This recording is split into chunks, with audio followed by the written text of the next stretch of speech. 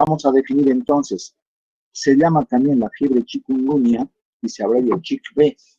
Es una enfermedad emergente. ¿Qué significa emergente? Que recién ha aparecido de etiología viral.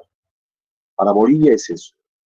Este virus es un alfavirus que ustedes han conocido ya en virología, y este virus es transmitido por el Aedes aegypti y albopictus, los mismos mosquitos.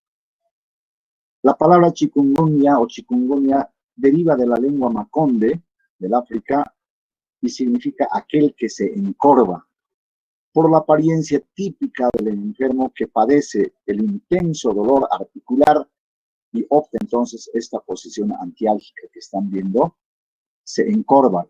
Más que se encorva, camina así. ¿Por qué? Porque no pueden rectar la articulación por el intenso dolor en los tobillos, etc. No puede incorporarse totalmente, entonces ni la articulación, etc., en la espalda, etc., pero particularmente las caderas, el tobillo y las rodillas. Entonces, camina así agachado.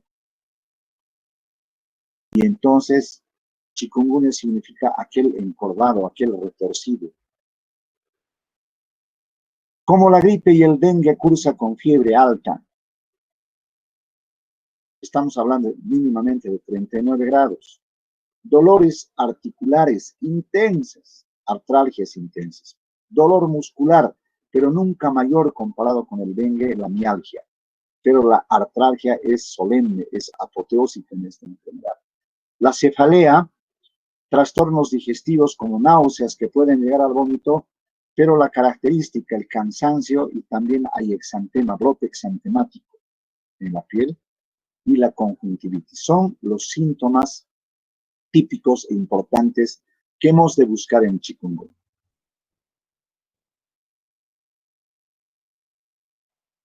Esta enfermedad no tiene tratamiento específico, tampoco hay vacuna. La vacuna está en fase experimental.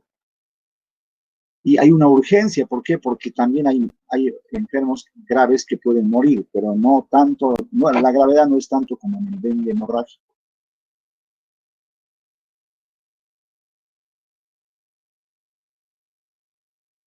Pero por el intenso sufrimiento, jóvenes, es urgente la vacuna. Si no hay vacuna, tampoco hay tratamiento. Entonces, ¿en qué consiste el tratamiento? En el manejo del dolor. Acá hemos de aprender el manejo del dolor y ustedes van a recordar de la farmacología, ¿no es cierto?, qué analgésicos conocen, y vamos a aprovechar para recordar un poquito los analgésicos con los que contamos. En esta enfermedad es difícil el manejo de la artralgia. Es frustrante. Una colega venezolana o colombiana, mejor, decía: es incómodo para el médico decirle al paciente que está sufriendo del dolor: ¿sabe qué, señor? Usted va a padecer ese dolor durante meses y durante años, de 2 a 5 años. ¿A qué médico le va a gustar decirle eso y ver la cara de frustración y poca confianza y decepción en el enfermo? Entonces, el control actual de la enfermedad consiste también en la eliminación del insecto vector y la preocupación de mantener el medio ambiente saludable, limpiar la espesura de la selva en el entorno, en el hábitat del hombre, y salvarnos de estos animales, particularmente de los mosquitos. Muchos síntomas, como es también en zona tropical, jóvenes, se parece al dengue, por la mialgia, la artralgia, el brote exantemático, los trastornos digestivos, el comienzo brusco, la fiebre alta, etc., la cefalea. Y como da en los mismos lugares como se presenta esta enfermedad, entonces tenemos necesidad de diagnosticar rápidamente. Felizmente, el dengue tiene una prueba rápida, y entonces podemos descartar casi inmediatamente y certificar que se trata de dengue. Y cuando es negativo el dengue, entonces recién hacemos el test para chikungunya. Esa es la prioridad. Lo primero que tenemos que diagnosticar o descartar es dengue, porque el dengue es grave por el dengue hemorrágico y el shock. Y después de descartar dengue o confirmar dengue, también hacemos el reactivo. En segundo lugar, con la misma muestra aplicamos el test para chikungunya. Habrán casos en que esa persona enferma va a tener dengue y a la vez chikungunya, lo cual agravará su situación. Vean este espectáculo maravilloso, es nuestro chafare tropical, distinguidos alumnos. Y en estos lugares lamentablemente se presentan estas enfermedades. La sinonimia, conocemos como chikungunya, chikungunya con M y fiebre chikungunya. Chikungunya, chikungunya, fiebre chikungunya. La distribución geográfica es en estos lugares paradisíacos tan bellos. Acá mora el mosquito, vive el mosquito y entonces a través de ese mosquito se distribuye en el planeta, ¿dónde? En África, Asia, en las Américas, en todas las zonas tropicales y en nuestro país en todo el trópico. Entonces, ¿de qué departamentos estamos hablando? Estamos hablando de todos los departamentos excepto Potosí y Oruro. La epidemiología da cuenta igual, lo que ya hemos mencionado, reconoce la persistencia transmisora de estos mosquitos, estos vectores, y los lugares tropicales de todo el mundo. ¿Qué brotes epidémicos han habido el 52 en el sur de Tanzania, de por primera vez, actualmente vigente en África, y en los últimos decenios estos vectores se han diseminado, particularmente el Aedes albopictus? Les había dicho que antes en Bolivia, en las Américas, no había el Aedes albopictus, y se dice que han manipulado genéticamente, lo han hecho más resistente este mosquito, y ahora el mosquito Aedes albopictus en todo el mundo. Y de ahí es que han preguntado, ¿no es cierto?, ¿por qué? Y Estados Unidos ha dicho que sí, efectivamente han manipulado, lo han hecho más resistente y puede vivir entonces en todas las zonas del mundo. Y la denuncia que dice que han manipulado para diseminar enfermedades como el chikungunya, el dengue hemorrágico y otras.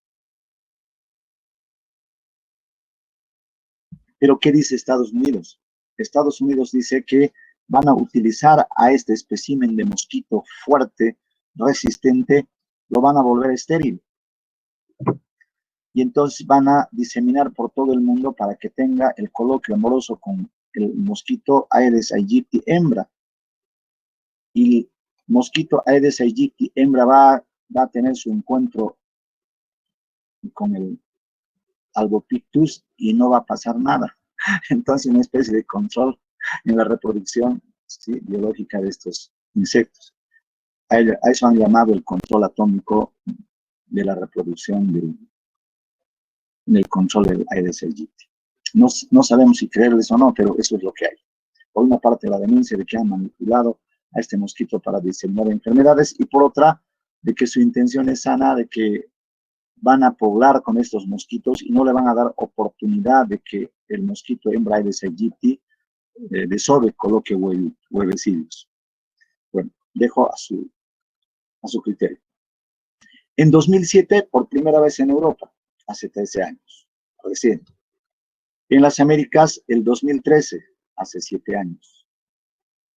Y en Bolivia, desde el 2014, hace 6 años atrás. El 2013, jóvenes, yo pasaba clase en el mes de octubre, no recuerdo qué, me parece que era fiebre hemorrágica. Y entonces hubo el aviso de que se presentaría esta nueva enfermedad emergente. Y me acuerdo que preparé ese año. Parte de las diapositivas son de aquel.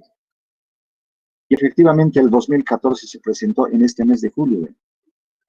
Comentaba con el otro grupo. Por aquel entonces estaba el doctor Torres, no sé si a nivel nacional o en Santa Cruz, cumpliendo una función bastante importante de epidemiología. ¿Y saben qué dijo el doctor Torres? Que en paz descanse. Recomendaba que esta nueva enfermedad requiere la consulta inmediata para que podamos tener la oportunidad de bloquear, que se aíslen, etcétera, pero sobre todo que no se automediquen, decía, que consulten a la primera posta o al primer centro hospitalario para hacerse tratar. Ahora ya no está más el doctor, casi al mismo tiempo con el doctor Ureno ha fallecido, el doctor Torres. Que en paz descansen ambos, mártires del COVID-19, mártires de la medicina. Voy a corregir.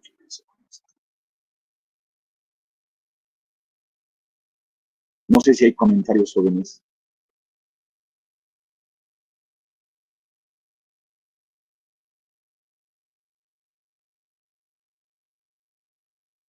¿Ningún comentario?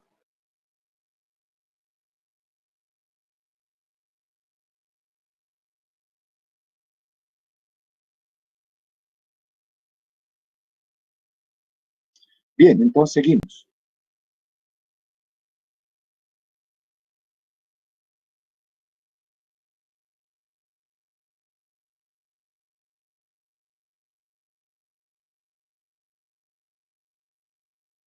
Bien, ¿cuál fue la historia? El 2014 habían ido dos familias a Cancún. No, perdón, a Punta Cana, a pasar vacación invernal, pero regresaron con los síntomas de la enfermedad. Eran dos casos importados. A partir de esos casos, vean, se bloqueó, si bien se bloqueó, se hizo el control epidemiológico, pero ahora tenemos lo que tenemos, cientos, ¿sí? Y les actualizaré para mañana cuántos en total tenemos en la comunidad de chikungunya. Estamos viendo a los dos mosquitos transmisores, el Aedes aegypti y el Aedes albopictus. Y acá una pancarta que está dando cuenta del ciclo biológico del mosquito, la cantidad de huevecillos que coloca el Aedes aegypti hembra, y aquí son representan los huevecillos y la larva y la pupa. En 10 días más o menos, 11 o 12 días a más tardar, entonces completa el ciclo de ambos, tanto del albopictus como del Aedes aegypti. Y en la derecha, en esta figura, está demarcando los sistemas que se afectan más. Los músculos, las articulaciones y sobre todo las células epiteliales y endoteliales de los diferentes órganos, hígado, cerebro, músculos, etc. La etiología. Ahí está el virus y ahí está el transmisor. Acá vemos la estructura de envoltura, los antígenos de envoltura del virus. La glicoproteína de envoltura es lo que vemos acá transmembranaria que nos está mostrando, y la glicoproteína 2 de envoltura también, y en otro color. Y luego estamos viendo esto en amarillo que está rodeando, es el core o la nucleocápside que encierra el material genético. ¿Para qué sirve la glicoproteína de envoltura 1? Para la fusión del virus a la célula víctima.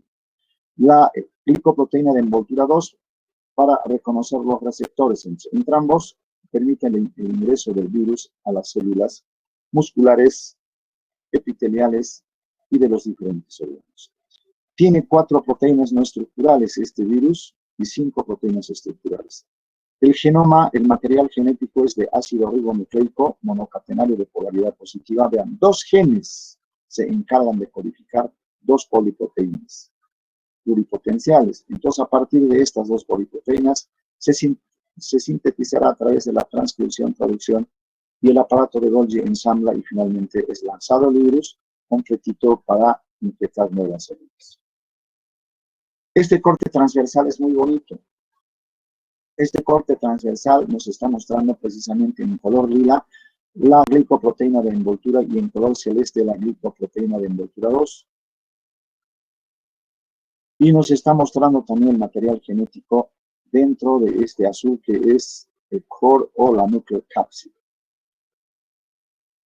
Y en amarillo nos está mostrando la doble capa de lípidos, una externa y otra interna. ¿Sí? Es la bicapa lipídica. Y esta figura trapezoidal nos está ampliando para ver en tamaño grande la glicoproteína de envoltura 1 en lila y la glicoproteína de envoltura 2. Y esto que estamos viendo en celeste más oscurito nos está mostrando esto que es la nucleocápside. Y en verde claro nos está mostrando el material genético de ARNA. Entonces, eso es todo cuanto puedo decirles de la estructura viral jóvenes. Y ahora sí vamos a empezar ya a hablar qué pasa cuando el mosquito nos introduce. Entonces, parte ya de la réplica viral que pertenece a la etiología. Ahí está el Aedes aegypti aguijoneando, picando, ¿no es cierto? Y está depositando el virus. Si este mosquito ya tiene el virus del chikungunya, entonces está depositando a través de la picadura el virus. Y este virus inmediatamente se replica en el lugar de inoculación, sobre todo en los fibroblastos, células epiteliales y endoteliales y particularmente los fibroblastos. Cuando se replica así, se disemina a los órganos internos, sistemas y aparatos. Acá está el hígado. Acá tenemos el sistema muscular, el sistema osteoarticular. Y al cabo de 2 a 4 días ya va a haber víctimas que van a padecer los embates de esta enfermedad, los síntomas molestos de esta enfermedad. Ahí vemos a esta dama con esa expresión, con esa faz dolorosa, porque está sintiendo un dolor extraordinario en la articulación del tobillo, de la rodilla y la cadera. Y vean la seriedad de la acompañante preocupada de su pariente, ¿no sé? Pero aquí la enfermera más tranquila. Entonces, vean este virus que vemos, jóvenes, en el margen superior derecho, introducido por este insecto vector, se va a diseminar, se va a generalizar a través de la circulación y va a alcanzar las células epiteliales y endoteliales del cerebro, del tejido linfático, sobre todo los macrófagos, las células estromales, el hígado, las células musculares, satelitales musculares, los fibroblastos y los fibroblastos también de la articulación. Vean, entonces prácticamente muchos órganos, aparatos y sistemas van a ser víctimas de la infección de este virus. Entonces, ahora sí vamos a ocuparnos de la fisiopatología. Sugestivamente también, en la fisiopatología estamos viendo las articulaciones pequeñas que van a sufrir, están edematizadas y sumamente dolorosas. Acá, la articulación del tobillo, que no va a permitir que, estando sentado, que la persona quiera pararse, va a sufrir un dolor inaccesible, un dolor extraordinario que va a gritar, como estamos viendo acá. Tobillo, rodillas y cadera. Entonces, vamos a analizar rápidamente. Llega el virus a través de la picadura del insecto vector y se va a replicar. Esa es la carga viral. Pero la llegada del virus ha de activar inmediatamente el sistema inmunológico innato. Entonces, hay la producción de los interferones o el interferón tipo 1, alfa, beta, gamma. Pero antes, la llegada de este virus es detectado por los neutrófilos. Los neutrófilos crean la inflamación, el dolor y la fiebre para activar al macrófago. El macrófago viene al encuentro de este virus y activa también al linfocito T. Entonces, hay un sistema de mensajería para activar el sistema inmunológico innato. Como consecuencia de esa labor, de este conjunto, ¿no es cierto? Linfocitos T, linfocitos B, etcétera. Al cabo, desde los 4 días, 3, 4 días, al cabo de 8 días, se van a formar los anticuerpos específicos, inmunoglobulina M e inmunoglobulina G. Pero la labor del interferón van a interferir en la réplica, entonces ya emerge, van a bloquear, no van a permitirle esta carga viral al virus. Entonces, ¿qué va a pasar? Desaparece el virus, no hay la carga viral y entonces, jóvenes, la acción de los interferones o del interferón ha sido muy útil. Y entonces aparece esta imagen feliz de una damita que está convaleciendo de chikungunya. Y si a ella le preguntáramos, ¿tú has enfermado? Sí, ¿qué tal? Un chiste. Vea, está feliz. Muchas personas van a pasar esta enfermedad así. ¿Gracias a qué? A su sistema inmunológico innato que ha funcionado de ese modo. Igual que en COVID, el 80% de las personas se van a recuperar con muy poca sintomatología. Solo pocas personas por su sistema inmunológico desregulado van a padecer de una manera grave y esta van a morir. Pero en este caso, vean, la historia de esta dama no es la misma. Entonces, un 30% de las personas van a sufrir las consecuencias de una inflamación intensa, una artritis y la consecuencia de las artralgias. No solo durante semanas o meses, sino durante años, 2 a 5 años. Entonces, en este proceso se compromete el sistema inmune, tiene que ver mucho el sistema óseo, articular, el sistema nervioso central y el psicosocial. ¿De qué manera se comprometen o actúan o se manifiestan estos 5 sistemas? Entonces analizamos rápidamente el sistema inmune y osteoarticular. Se activan los macrófagos por la señal que producen los neutrófilos y se van a producir citoquinas proinflamatorias, particularmente la interleuquina 1, la interleuquina 6, la interleuquina 8, factor de necrosis tumoral, A, en fin. B. Y la mediación de las prostaglandinas es muy importante, ¿sí? Y la producción de los interferones, ¿sí? El factor de necrosis tumoral, citoquinas, complejos inmunes. Y los procesos de mayor jerarquía van a ser la inflamación, el dolor, la fiebre, pero particularmente lo que va a hacer sufrir es la inflamación y el dolor. El dolor es por un daño físico en las articulaciones que va a experimentar de una manera dramática. Entonces, todo este proceso con la intervención de estos 5 sistemas, el proceso inflamatorio y doloroso va a impactar, vean, este sistema postoarticular. Acá vemos todos los componentes de la estructura articular. Entonces, acá vamos a explicar entonces en la siguiente diapositiva, jóvenes, vean, la inflamación, el dolor que ha impactado y fundamentalmente la estructura postoarticular. Este proceso intenso, inflamatorio y doloroso que hace sufrir al paciente, este proceso está mediado, o esta acción está mediada mediante el sistema nervioso central y el eje hipotálamo hipofisario suprarrenal, y aquí están las glándulas adrenales. Aquí está la hormona proinflamatoria, ¿sí? Que es precisamente la hormona estimulante de la corticotrofina.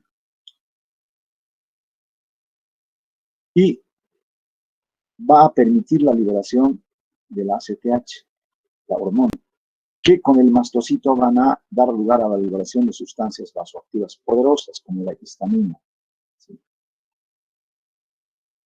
Y el proceso inflamatorio y el dolor van a ser magnificados por la mediación de este sistema nervioso central, el eje hipotálamo, hipofisario y suprarrenal.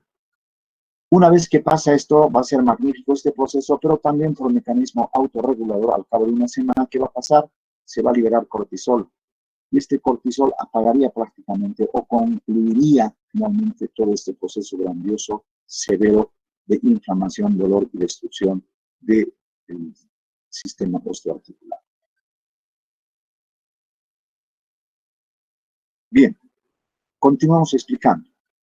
Pero ¿en qué consiste antes de que se cierre el ciclo de este proceso inflamatorio? ¿Sí? Entonces, el pacto en esta estructura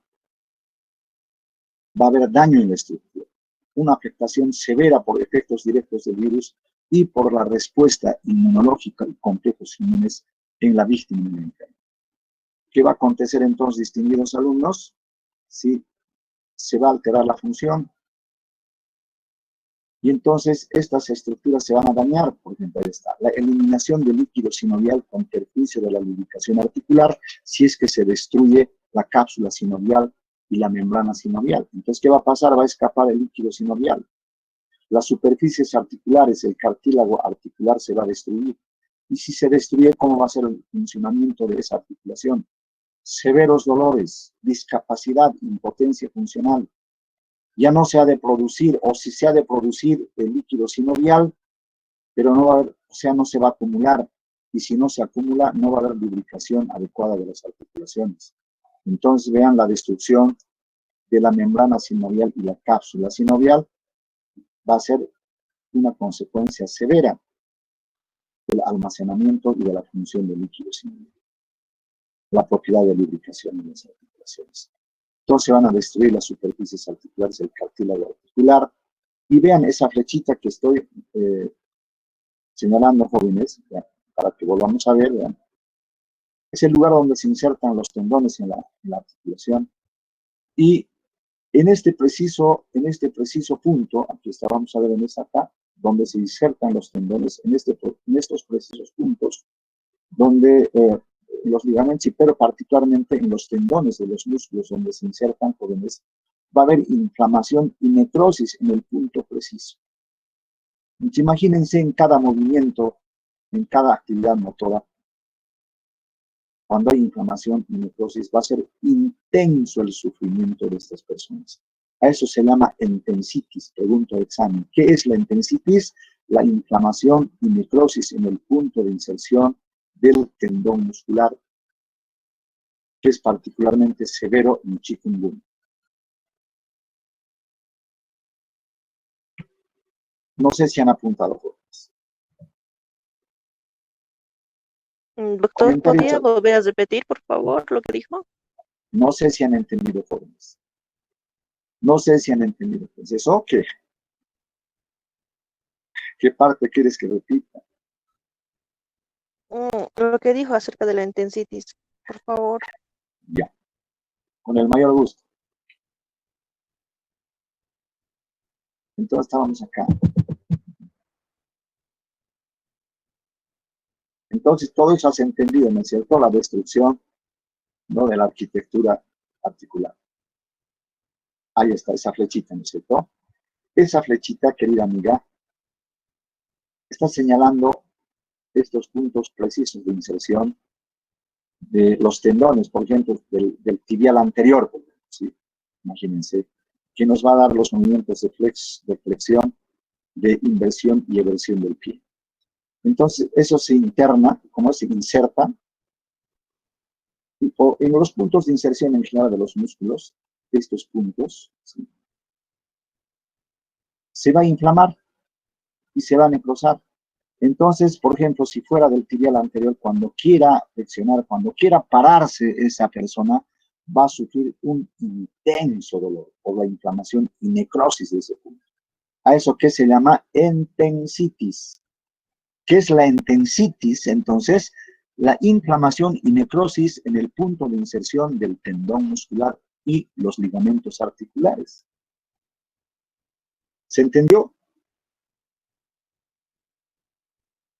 Sí, doctor, gracias. Ya. Doctor, buenos días. Entonces, jóvenes, como consecuencia de ello, de esa entensitis, va a haber esta expresión dolorosa. ¿Sí? Dolor y calambres intensos que se repiten con dramático sufrimiento del enfermo. Basta con ver la cara de esta dama, ¿sí?, por todo lo que estamos mencionando. Doctor. Por el deterioro articular, por la entensitis, que es inflamación y necrosis. Dolor y calambres intensos, repetitivos. Calambres, esto es lo que yo quiero que ustedes memoricen bien. Calambres repentinos, crisis dolorosas posturales al menor movimiento, al estímulo postural. Un pequeño movimiento hace gritar a estos pacientes. En determinados movimientos de las extremidades genera la impresión de que nunca mejorará ni terminará el proceso doloroso. Y decía una colega colombiana, es muy incómodo para el médico decirle al enfermo que está frente a nosotros en la consulta médica: sabe, señor, este dolor intenso que usted está padeciendo no voy a poder manejarlo. Usted va a sufrir durante semanas, meses, años, entre 2 y 5 años. Ver la cara de frustración y decepción del paciente frente al médico es realmente incómodo, decía, para el médico, decirle eso al paciente, que no va a poder mejorar, de que a pesar de los medicamentos seguirá sufriendo esos intensos dolores. Esa particularidad tiene, jóvenes, esta enfermedad. Este proceso además está regulado por el sistema nervioso central, el simpático y vago, receptores nociceptivos periféricos especializados y neurotransmisores como la acetilcolina. Se van a encargar permanentemente de llevar el mensaje periférico hacia el sistema nervioso central, y la respuesta del sistema nervioso central de sufrimiento, dolor y los ayes de dolor, ¿no es cierto?, los gritos de dolor. Y este proceso está mediado por neurotransmisores. Vean. El potasio intracelular va a ser liberado, ¿sí?, del tejido dañado, bradykininas, plasmática. La serotonina, a partir de las plaquetas, se activan las prostaglandinas, ¿no es cierto?, en articulaciones dañadas. Se libera la histamina serotonina a partir de los mastocitos. ¿Y qué va a pasar eso? Estimulan nuevamente el ciclo doloroso desde las articulaciones dañadas. Es como si nosotros tuviéramos una úlcera y alguien con su agujita permanentemente venga cada minuto, cada nada, a provocarnos, a punzarnos en el lugar dañado. Entonces, este proceso mediado por el sistema nervioso central y por los receptores periféricos especializados del dolor y la inflamación no sensitivos, es un ciclo permanente del dolor desde los órganos dañados. Estamos hablando entonces desde las articulaciones.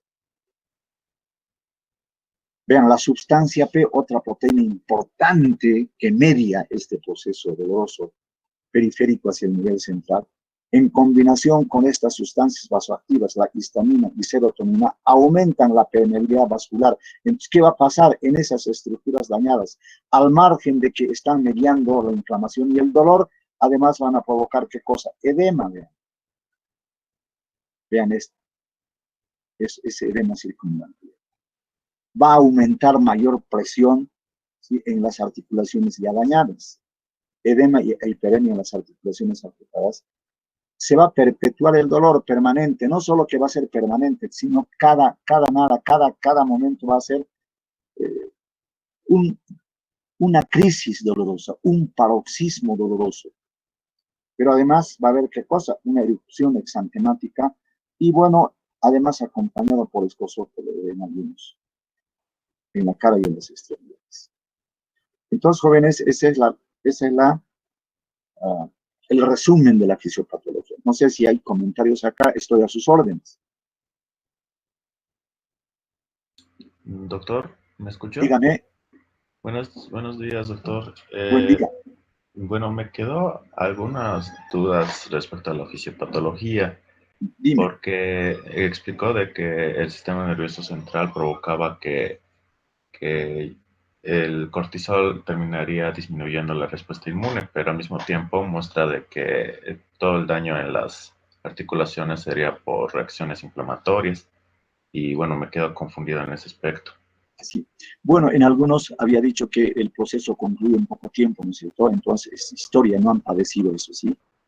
Pero en otros, lamentablemente, la actuación de esos 5 sistemas puede provocar un daño permanente, temporal o permanente. Entonces, un 30% de esas personas van a sufrir esto que estamos llamando como consecuencia de los complejos inmunes y como consecuencia del daño permanente que sufren las articulaciones. Había dicho que no todos, estamos hablando de un 30% que va a sufrir dolor hasta 3 meses, ¿sí? Algunos solo 10 días, pero sin mayor compromiso. Pero un porcentaje menor, inclusive va a ir hasta los 2 años con estas crisis dolorosas y hasta 5 años algunos quedan con un proceso crónico prácticamente como si se instituyera una artritis reumatoide. ¿Qué van a merecer?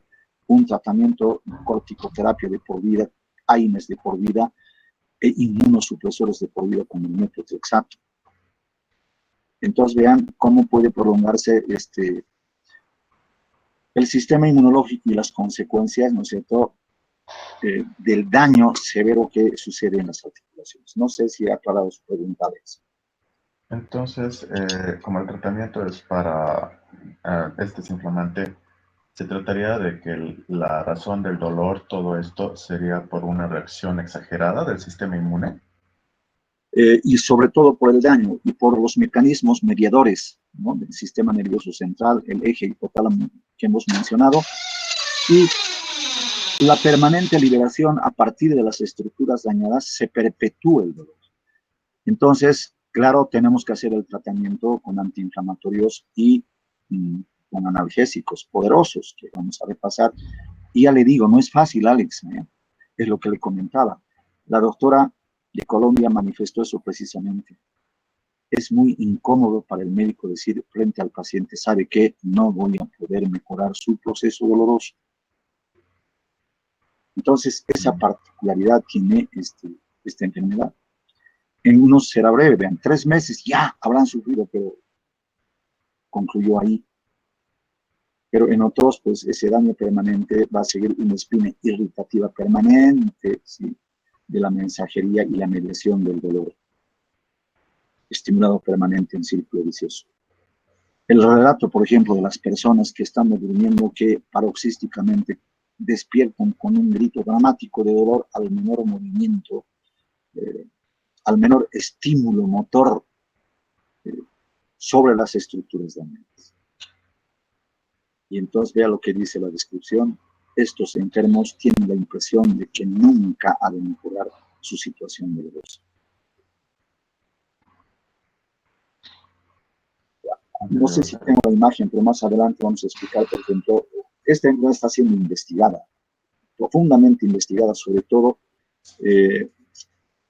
han seleccionado una población de miles de embarazadas en la isla La Reunión, una colonia francesa. Por entonces estaba el ministro de Lepage, y esta colonia denunció, notificó, mejor dicho, sí, esta enfermedad tremenda, sí, pero París no respondió, y entonces pusieron pero en vilo, reaccionaron, porque claro, son franceses, en la isla La Reunión, pero bueno, ¿para qué quiero comentarle? A raíz de las particularidades de esta enfermedad, debe estar concluyendo, porque tenía que durar entre 7 y 10 años la investigación, y van a sacar importantes conclusiones, sobre todo en las embarazadas que han sido una población de estudio. Y seguramente van a haber luces, no solo en la comprensión cabal de la fisiopatología y cuál es el sustrato fundamental que en algunas personas, el 30% de las personas, lleva a estos cuadros dramáticos de daño permanente en las articulaciones específicamente, y de qué manera se podrá controlar. Porque ahora actualmente el manejo es únicamente, Alex, con analgésicos antiinflamatorios. Inclusive se ha recurrido a la morfina, no en todos, pero en algunos pacientes. Bien, eso es cuanto yo le puedo decir. Lo seguiremos. Entonces, todo esto vamos a pasar porque toda la fisiopatología ya les he explicado, y aquí todo esto que viene, entonces ya les he explicado a través de las figuritas, y en la forma sincrónica se los voy a poner ya. Lo que pasa es que me está costando renderizar, no sé si por virus mi computador o qué, pero tarda horas la renderización.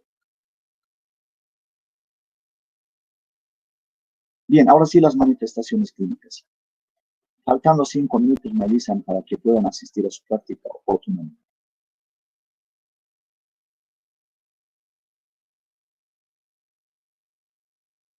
Ya. Las manifestaciones clínicas, entonces, jóvenes. El inicio es súbito. Por eso decíamos, se parece mucho a la gripe y se parece en este tiempo, bueno, no se presenta en este tiempo, felizmente, chikungunya, porque estamos en invierno, los mosquitos están en una especie de latencia, pero con el comienzo de las lluvias, entonces proliferan y emergen una gran cantidad de mosquitos transmisores, pero que si fumigamos en los meses de octubre, noviembre y diciembre, entonces nos salvamos de estas molestas enfermedades, o molestosas enfermedades. La fiebre es alta, vean, 39 grados. ¿Cuánto dura en algunas personas? Y es parte de la respuesta, ¿sí? De 3 a 10 días, se salvan. Pero ¿qué caracteriza? El compromiso poliarticular inflamatorio y el dolor múltiple de las articulaciones. Vean, han hecho la estadística, hasta 10. ¿Cuál es la característica? Que son bilaterales o de compromiso simétrico. Vean esto, Alex, ¿sí? De intensidad variable. Unas personas sufren más que otras, hasta el grado más intenso que provoca impotencia funcional, discapacidad, y que va a requerir morfina para vivir. También hay brote exantemático, micromaculopapular, es de color eritematoso, se parece mucho a la escarlatina, alta, y dura 2 a 4 días después de desaparecer. Pero ¿cuál es la característica? Es pregunta de examen. El exantema en chikungunya es precoz, antes de las 72 horas. En el dengue clásico es el 5.º día, pero pudiéramos no ser tan precisos. Pudiéramos decir que el exantema en el dengue es después de las 72 horas. Con eso estamos más tranquilos. ¿Qué acompaña a la fiebre alta? Naturalmente, acompaña el síndrome febril, la cefalea, la conjuntivitis, el dolor muscular, sobre todo la dorsalgia, ¿sí? La raquialgia. También acompañan síntomas digestivos, náuseas que llegarán al vómito. También se ha detectado adenopatía supraclavicular bilateral múltiple y el tamaño, medio centímetro. Y hay un signo, el signo de Theodor se llama, el signo de Theodor sería para nosotros en la rubeola. Es una poliadenopatía, un infarto ganglionar detrás de la oreja, o sea, retroauricular. Acá se presenta curiosamente el mismo signo. Vamos a observar eso, ¿sí? Y también eso denota una característica de esta enfermedad. Bien, ahí está el estado, vean el edema que puede sobrevenir en las regiones paraarticulares. Vean, esta es la característica en algunas personas. Y este sería el brote, ¿sí? Este más bien se parecería al brote exantemático del sarampión. Son manchas más o menos grandes, hasta de 1 centímetro de tamaño y la confluencia grande, pero separadas de superficie sana. Vean el edema en las articulaciones. Y este es el conjunto de signos y síntomas: fiebre, poliartralgia, cefalea, mialgias, dolor de espalda, náuseas, vómitos, racha, exantema, poliartritis, conjuntivitis. De esto, ¿sí? Ahí está el porcentaje, ¿sí? Vamos a la fiebre en el 76 a 100% de las personas. Entonces estamos hablando de 3 síntomas emblemáticos: la artralgia del 71 al 100% y el rash, el exantema del 28 al 75%. Por lo tanto, esto nos da una guía, una base para advertir que con estos síntomas tenemos que pensar que se trata de chikungunya, más si estamos en área endémica.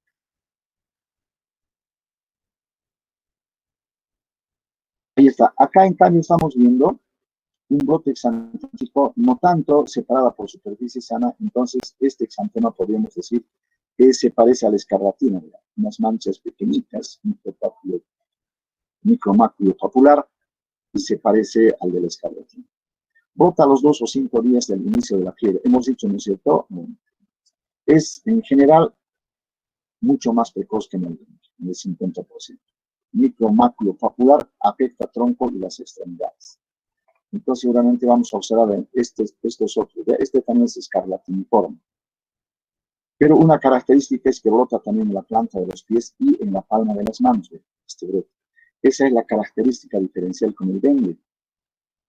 Y además vean como espacialado en cierto tipo pemphigoide. Eso también tenemos que observar, sobre todo en los niñitos, y más aún si estos niñitos son inmunodeprimidos o tienen alguna otra enfermedad. Vean en los pacientes con diabetes, esta es la forma como afecta la palma, ¿sí? El brote exantemático en la palma de las manos. Esa es una característica diferencial en el brote exantemático de la chikungunya. Vean, esto es muy importante. No respeta la palma de las manos. En el dengue sí, en chikungunya no.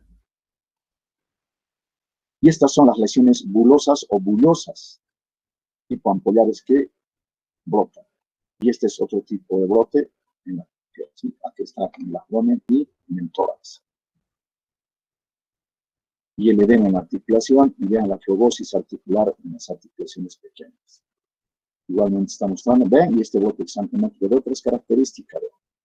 Probablemente esta persona tenga fragilidad capilar, ¿no? Entonces vean las manchas son más extensas, tipo equimóticas, es decir.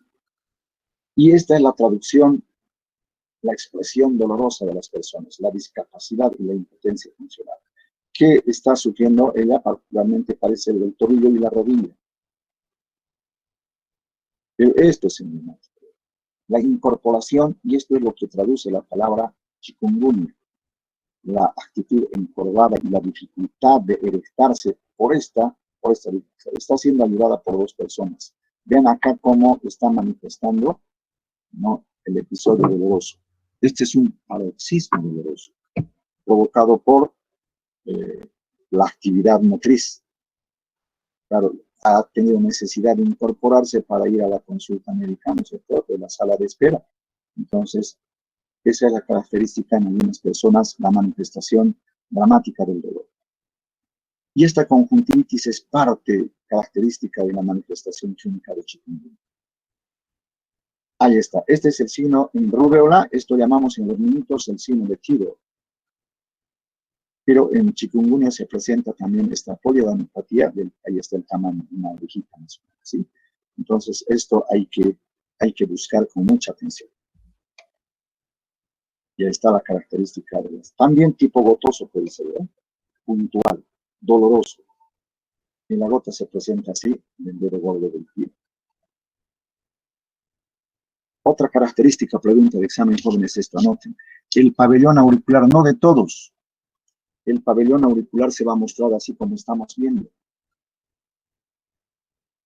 Entonces hay que buscar, si ustedes encuentran en algún paciente sintomatología artrálgica y artritis, y además ven el pabellón auricular enrojecido, entonces pueden certificar ustedes clínicamente que se trata de chikungunya, además el medio epidemiológico positivo y la zona tropical y la presencia del mosquito transmisor. Ahí está la conjuntivitis y la adenopatía que hemos mencionado. Las formas clínicas, pregunta de examen, la que acabamos de describir es la aguda típica o frecuente, las subagudas, las crónicas de las que hemos estado hablando, ¿no es cierto? Las atípicas también. ¿Qué significan las atípicas, caballeros y damitas? Que no precisamente ha de cursar con esta poliadenopatía o con esta conjuntivitis o con la artralgia típica o con la artritis o con el rash o exantema, sino puede ser, ¿no es cierto?, un trastorno oftalmológico, alguna otra patología que evoca otros padecimientos y menos los síntomas emblemáticos de chikungunya. También vamos a tener del recién nacido. ¿Qué connotación tiene el hecho de que un niñito haya nacido con chikungunya? Tiene serios